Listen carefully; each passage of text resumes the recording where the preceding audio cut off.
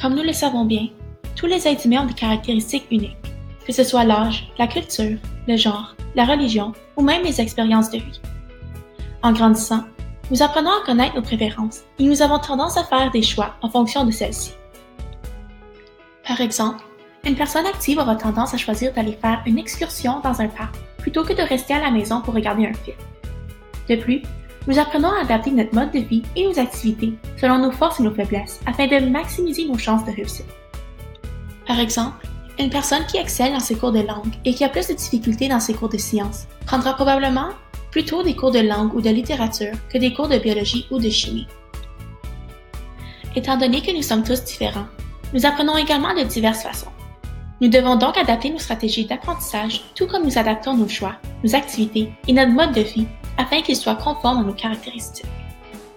Les modes d'apprentissage ont été classés dans 3 différentes catégories, formant 3 styles d'apprentissage: visuel, auditif et kinesthésique. Ces 3 styles d'apprentissage représentent la façon dont une personne apprend le mieux. Il a été établi que la manière dont l'information est présentée affecte la capacité d'une personne à bien retenir la matière. Les styles d'apprentissage sont en fait déterminés par nos sens. Nos sens sont développés à différents niveaux, ce qui résulte en des sens dominants qui correspondent à un style d'apprentissage spécifique. La vue correspond au style visuel, l'ouïe au style auditif, tandis que le toucher, le goût et l'odorat correspondent au style kinesthésique. Généralement, seul un style d'apprentissage est dominant chez une personne.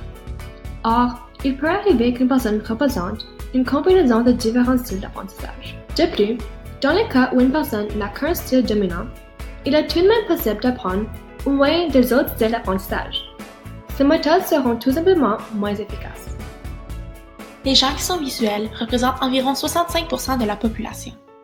Les visuels sont des personnes qui ont une mémoire idiotique et qui doivent visualiser l'information afin de la retenir. Pour eux, les images valent vraiment mieux. Leurs points dominants sont la vue et la pensée. Ils construisent leurs idées dans leur tête et ont souvent besoin d'illustrer leurs idées en faisant recours à des schémas, des tableaux, des photos ou même des graphiques afin de mieux les communiquer.